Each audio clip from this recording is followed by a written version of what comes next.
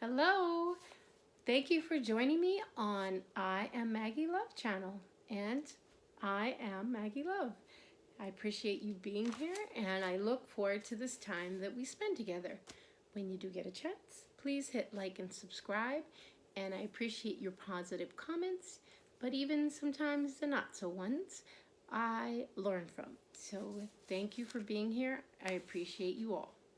So what we are doing is a slow crawl through the book of The Magic of Everyday Life by Maria Szepes. And currently we are in chapter 9. I think we will be wrapping this bad boy up. So chapter 9 is on controlling our emotional world. Okie dokie.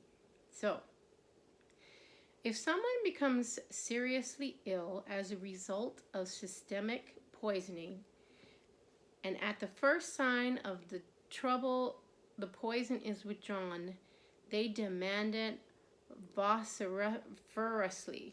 Okay, vociferously. So I was like, what is that word mean? So vociferous means especially of a person or speech, vehement or clamorous. So the example they gave was that he was a vociferous opponent to the takeover. So they were like adamantly active in saying, take the poison out in this scenario, right? Withdraw the poison. Okay, withdrawal should be gradual based on the nature of the poison.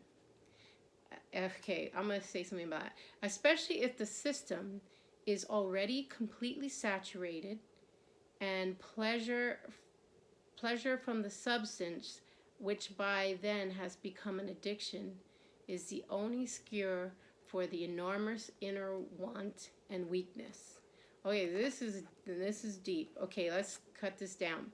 Withdrawal should be gradual. So what I wanted to say about that is, a lot of times in the ICU or the ER, when a patient comes in septic, so that's like bacteria going through the bloodstream. It can be through a urinary tract infection or a bite or a wound that's not healing properly, for whatever reason. And that person might come in talking, and they may come in breathing on their own and things. Leptospirosis is like that in Hawaii. It's rat feces and things that can be in the water, and if it gets in through a cut or something, it can put a person in sepsis. Well, what I'm saying is that the patient comes in, and a lot of times it's traumatic, because a lot of times the treatment will actually make a patient sicker before they get better. And I think anybody who's been in the game long enough to do their inner work, to do the dark night of the soul, to do, their soul upgrade, they are aware that when you start going inside and you start facing you and you start dealing with whatever it is, inside, outside, what have you, there is like a funky flu type of thing. A lot of times as the spirit is upgrading, the body can get sick, because the treatment, actually there has to be a level of cleansing. Like maybe an easier example would be like a wound that's got purulent discharge. It's got all this bacteria and stuff. You're not going to just go ripping into it. You're going to gently, of course, if you have lidocaine, that's another story. But you're going to go in and gently debride it, and you're going to keep doing it until that wound gets to a more healed point. And you're going to do, there's so many things in wound care, I'm not even going into that. But what I'm saying is that you're going to go from that deep wound to a more superficial wound to total closure of the wound. And it's a process. And so to think that if we are having poisoning going on from in our hearts or minds, programs or emotions, we're surviving trauma, abuse, we're in some types of toxic situation, you're going to have to realize there is a process. It's not just, God can heal you instantaneously. This is the truth. But you also have to realize, if that's not occurring, then we're there to learn something. It's going to empower us in some way. And so again, never ever give up. Because don't give up 5 minutes before the miracle, because things are going along at a pace and you're garnering wisdom, you're garnering courage, you're garnering things you could not know unless you went through that situation. So Withdrawal should be gradual based on the nature of the poison. So it depends. Are you treating sepsis? Are you treating a splinter? Are you treating a cut? And all of these are kind of relative to our emotional, spiritual, mental bodies, right? Are you treating trauma? Or are you treating a bad word somebody said to you? Are you treating, someone who beat somebody up or whatever? So, especially if the system is already completely saturated and pleasure from the substance. So, this is a tough thing to face. But when we have come out of abuse, trauma, toxic situations, our body can get entrained into sort of finding that as the home base. You can actually get addicted to betrayal or addicted to these toxic situations. So there's this cognitive dissonance. You're saying in your affirmations, I'm healthy, I'm wealthy, I'm protected. But there's this other part of you that keeps saying, no, you're not, and it's fighting the current. And that's the thing that we want to start to get to. We want to recognize that shadow piece, put it in the light, evaluate it, see what it needs, cleanse that bad boy out so we can merge into our highest being. So if the person or the animal or the plant or whatever is used to being in toxicity, of course the end game is they ain't going to be around if they don't do what it takes. Like we always said before, even if you're thirsty, don't drink the poison.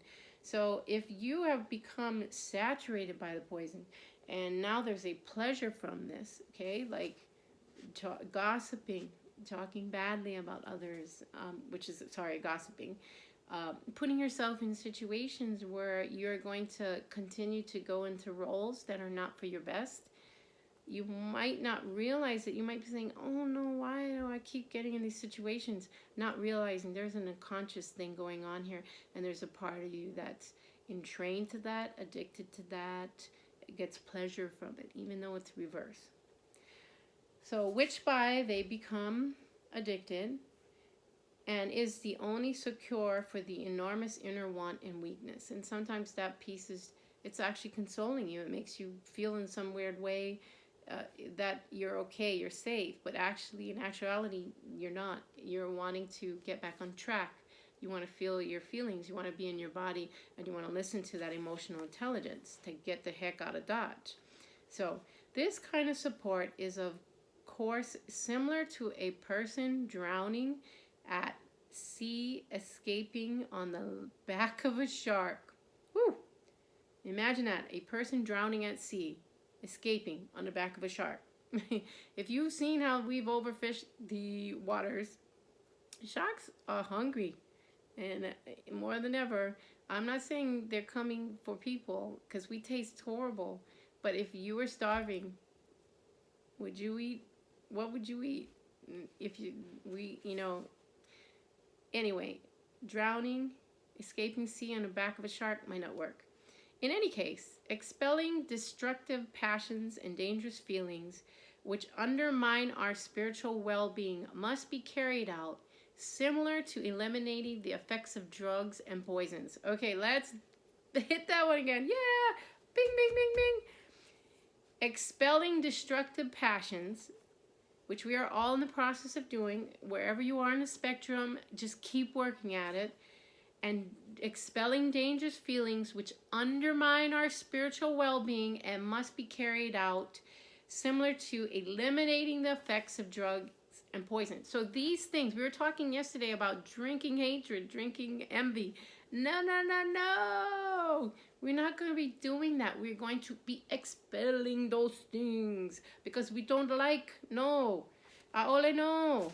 Because these things, so that's again, even if you're thirsty, don't drink the poison. So you're thinking, oh, I'm going to do this and I'm going to hurt you. But in the end, you really hurt yourself. And that's the funny, it's not funny, but that's the paradox that we have to learn.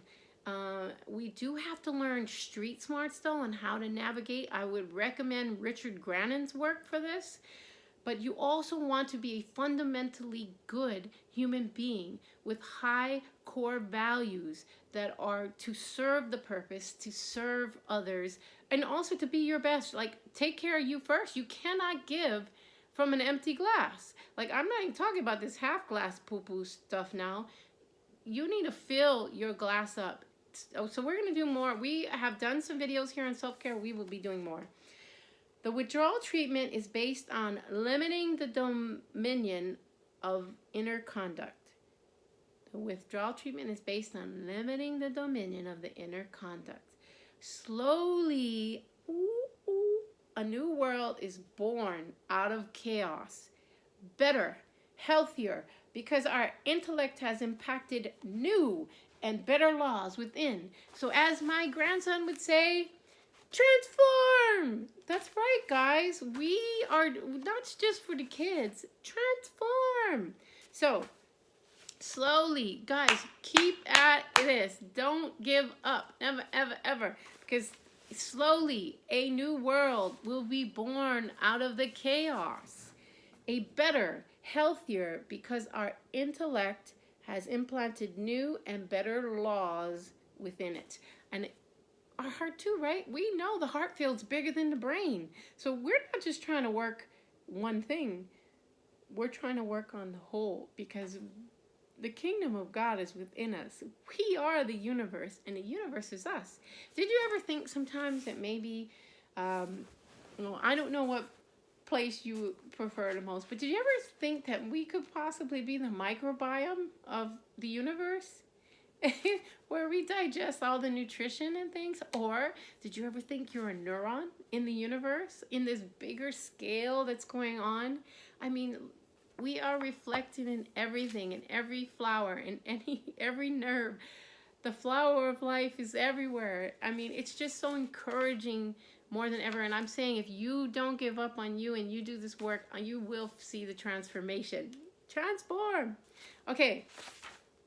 If we implant these theorems tenaciously, patiently, and with magical willpower,